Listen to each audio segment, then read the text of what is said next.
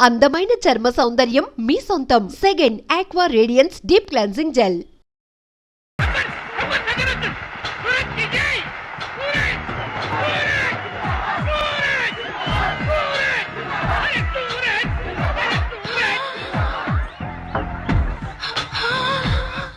Karate పేరు చెప్పగానే Bruce Lee, boxing పేరు చెప్పగానే మైక్ టైసన్ ఎలా గుర్తుకు వస్తారో, టైక్వాండో పేరు చెప్పగానే నా శిష్యుడు గుర్తుకు రావాలన్నదే నా జీవితాశయం.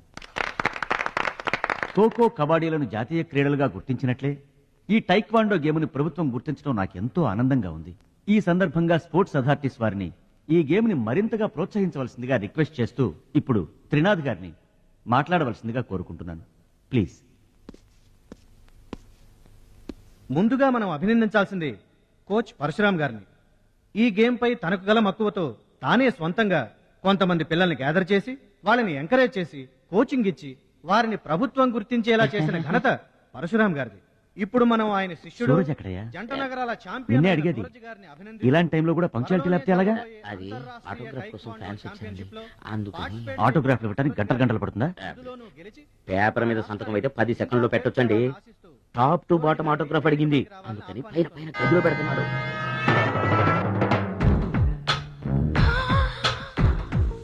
నా వాళ్ళంతా నీ సంతకాలతో నిండిపోవాలి సురేష్. సురేష్! గురువుగారు, అభినందన సభ కదా? ఓహో, మర్చిపోయాను. మీరు వెళ్ళండి, ఓ అరగంటలో వస్తాను. ఆల్రెడీ స్టార్ట్ అయ్యి గంట అయింది. ప్రముఖులంతా నీ కోసం వెయిట్ చేస్తున్నారు. నాకంటే ప్రముఖులు ఎవరున్నారు? నా కోసం వెయిట్ చేస్తే వెయిట్ చేయండి, లేకపోతే పోండి. Don't disturb me. సురేష్, ఇంత పొగరు పనికిరాదు. ఈ మాత్రం గెలుపుకే ఇంత గర్వం తలకెక్కితే ఇక ముందు అసలు పనికిరావు. నా శిష్యుడిగా చేర్చుకునే ముందే చెప్పాను, మత్తుకి మగవకి దూరంగా ఉండాలని. సరేనన్నావు, మాట తప్పావు. చెప్తున్నా విను. నీ పద్ధతి మార్చుకోకపోతే నీకు నాకు ఎటువంటి సంబంధం ఉండదు. హలో, అలా అయితే నష్టపోయేది నువ్వే. నా వల్ల నీకు పేరు వచ్చింది గాని నీ వల్ల నాకు పేరు రాలేదు. వినాశకాలే విపరీత బుద్ధి. అన్నం పెట్టిన అమ్మను, విద్య నేర్పిన గురువును అవమానించిన వాడు బాగుపడట్రా. నీ అలవాట్లే నిన్ను సర్వనాశనం చేస్తాయి. రేయ్, నేను తలుచుకుంటే నీలాంటి వాళ్లను 100 మందిని తయారు చేయగలను. 100 మందిని తయారు చేస్తావా? ఏంట్రా నువ్వు తయారు చేసేది? ప్రపంచానికి సూర్యుడు ఒక్కడే, చంద్రుడు ఒక్కడే, తాయిక్వాండోకి సూరజ్ ఒక్కడే. Get out your rascal.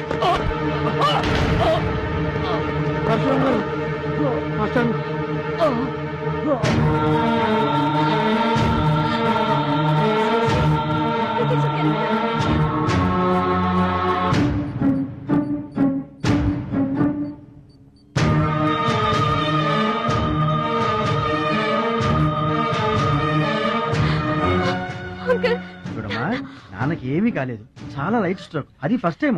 మా తాతగారు కూడా ఫస్ట్ స్ట్రోక్ లోనే పోయారమ్మా. మీ తాత అంటే తాగుబోతు. పొగ తాగి చస్తాడు, పట్టపగలు కూడా తాగి చస్తాడు. అందుకనే అంత తొందరగా చచ్చాడు. వాడికి వీడికి పోలికంటే. అయితే మీరు మందు తాగుతారు, పొగ తాగుతారు కదండి. అంటే నేనెప్పుడు పోతానన్నా? అయ్యో శివ శివ. నీకు కంగారు ఎక్కువ, కామన్ సెన్స్ తక్కువ. నోరు తెరిస్తే అపశకనం తప్పితే శుభం మాట్లాడవా? కీడించి మేలించమని మీరే కదండి అన్నారు. ఎంచింది చాలు, నోరు మూసుకో.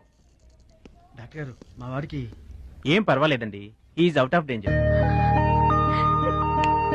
కంగారు పడకమ్మా, నాకేం కాలేదు.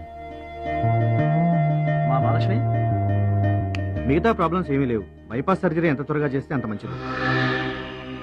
బైపాస్ సర్జరీకి ఎంత ఖర్చు అవుతుంది డాక్టర్? అట్లీస్ట్ 2 lakhs ఖర్చు అవుతుంది. ఆపరేషన్ కి ఏర్పాట్లు చూడండి, డబ్బు మేము ఏర్పాటు చేసుకుంటాం. అది కాదే అమ్మాయి, 2 లక్షలు ఎక్కడి నుంచి తెస్తావు? ఊర్లో తాత ఇచ్చిన పొలం ఉంది కదా, అది అమ్మి తీసుకొస్తాను. ఉన్న పొలం కాస్త ఇప్పుడు అమ్మేస్తే రేపు నీ పెళ్లికి అవసరం అయితే ఏం చేస్తావు? పెళ్ళప్పుడు చూసుకుందాంలే ఆంటీ, అయినా నా పెళ్లికేం తొందర. సరే, నువ్వనుకున్నట్టు పొలం అమ్మి ఆపరేషన్ చేయిస్తావనుకో. బైపాస్ సర్జరీ అంటే 50-50 అంటారు. ఆ 50 కాస్త ఇటు కాక అటైందనుకో. నీకు విగ్రహం ఎక్కువ, నిగ్రహం తక్కువ. ఏమి నోరు అనేది? అది కాదండి. చంపేస్తాను నోరు తెరిచావంటే. రథో డౌట్లు నువ్వును. మీరు ట్రైన్ ఎక్కాక రైలు పట్టాలు తప్పి నదిలో పడిపోతుందేమో. నదిలో పడిపోయిన తర్వాత 11వ రోజున మీకు జనం పెట్టాలా వద్దా? మీరు పోయిన తర్వాత సెకండ్ మ్యారేజ్ చేసుకోవచ్చా? అప్పుడు మళ్ళీ పెళ్లి చూపులకు వెళ్ళాలా? దరిద్రపు డౌట్లు నువ్వు కొట్టానంటనా?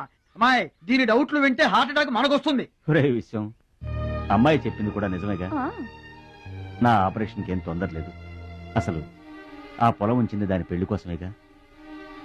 దాన్ని నమ్మడం నాకు ఇష్టం లేదురా. అది కాదురా, నా పొజిషనే బాగుంటే అసలు ఈ సమస్య వచ్చేది కాదు. ఇల్లు చూస్తే తాకట్లో ఉండిపోయింది.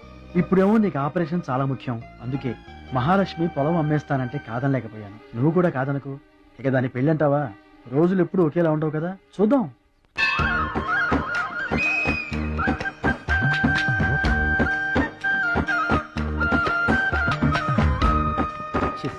కరవాసన. ఎక్కండి బాబు, ఎక్కండి, త్వరగా ఎక్కాలా.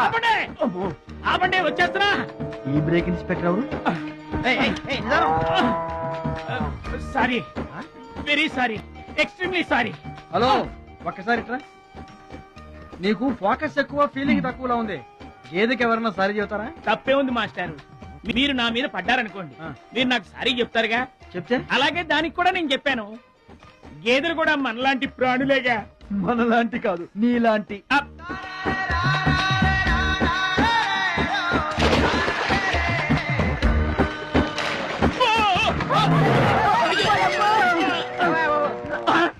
అమ్మో, చిమ్మడిపోను.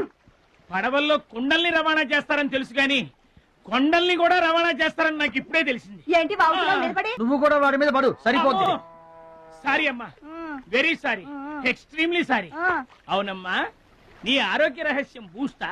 కాదు, నాటుకోడి రోస్ట్. రోజు తింటావా? ఆదివారం తప్పించి. మరి ఆదివారం ఏం తింటావు? Mutton paste. అయినా నీకు ఇదంతా ఎందుకయ్యా వేస్ట్. నువ్వు ఇట్రా. అరే, ఛీ, ఛీ, ఛీ. ఈ గేదెలకు పేడ ఎక్కువ, పిడకలు తక్కువ. ఏమయ్యా, గేదెల్ని పడవలోకి ఎక్కించిన వారివి, వాటి మంచి చెడు చూసుకోవద్దా? గేదెల్ని నేను ఎక్కించడం ఏంటి? అవి నీవి కావా? నా ఏం కావు. నీవి కాకపోతే మాత్రం ఎవరివో తెలుసుకొని తిట్టాల్సిన బాధ్యత నీకు లేదా? నువ్వు పెద్ద మనిషివి కావా? నేను పెద్ద మనిషినే. మరి తిట్టు. ఎవడ్రా వాడు? గేదెల్ని ఎక్కించినోడు ఎవడ్రా? నేనే. ఏమయ్యా, నీకు బుద్ధి లేదా? గేదెల్ని కూడా పడవలో తీసుకొస్తున్నావేంటి? గోదాట్లో వదిలేస్తే ఈదుకుంటావా ఏంటి? దున్నపోతులా ఉన్నావు. నువ్వు ఈదుకుంటా రావచ్చుగా. గౌడి గేదెకి లాగు చొక్కా ఫేస్ నువ్వును. మాస్టారు, అయ్యా, గేదెలు ఎవరివని మీరే అడగచ్చుగా, నన్ను ఎందుకు అడగమండం? అడచి ఆ అడిగి మరీ ఎవరు తిట్టించుకుంటారు చండాలంగా? I see. నా వ్యాపారం నేను చేసుకోక దురద కాకపోతే మీ వ్యవహారాల్లో నేను ఎందుకు వేలెట్టడం? ఇంతకీ ఏంటి నీ వ్యాపారం? ఆ?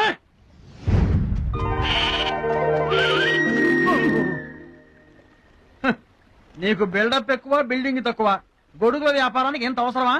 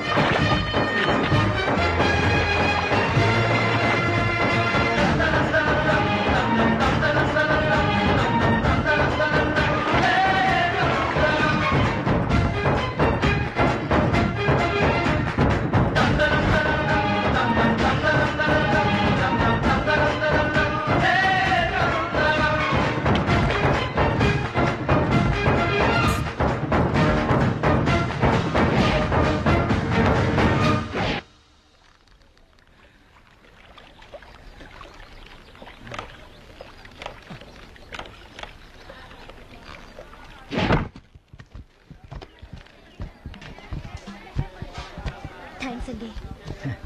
నువ్వెవరో గాని నీకు ఒకటి ఎక్కువ ఒకటి తక్కువ అని చెప్పలేవయ్యా. గోదావరంత గుండె, భద్రాద్రంత కండ, సాక్షాత్తు రాముల వరలో వచ్చి కాపాడేవయ్యా. నూరేళ్లు చల్లగా ఉండు. మా బాగా చెప్పారండి. భద్రాచలం, ఆ గంగమ్మ తల్లికి నువ్వంటే ప్రాణం రా. ఆ తల్లి నిన్నెప్పుడు చల్లంగా చూసుకుంటుంది. సరే గాని ఇంతకీ ఆ పడవ ఎందుకు బెసికింది? కాను ఆ గొడుగులాడన్నా. గొడుగులోడా? గొడుగు వ్యాపారమా అని తేలిగ్గా తీసిపారేకు. ఇదిగో మా ఊళ్ళో ఈ గొడుగులు ఎవరు వాడరు, అందరూ తాట గొడుగులే వాడతారు. నా కెపాసిటీ నీకు తెలీదు. ఊటీలో విసనకర్రలు అమ్మాను, ఆహా. హిమాలయాల్లో ఐస్ క్రీములు కప్పులు కప్పులు అమ్మాను, అబ్బా టాటా లేడు టాటా ఆ.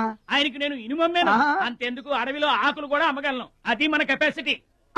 రే సుబ్రాయుడు అయ్యా నేను ఎక్కడికి వెళ్ళేవారు కనిపించలేదు వెళ్ళానండి సర్లేగానే ఈ గడ్డి మొక్క తీసుకెళ్లి మా దొడ్లో పడేసేళ్ళు ఇదేవిడండి బాబు ఇదిగో, అటు చూడబోయా ఏంటి ఆ మిసలైన వస్తున్నాడా?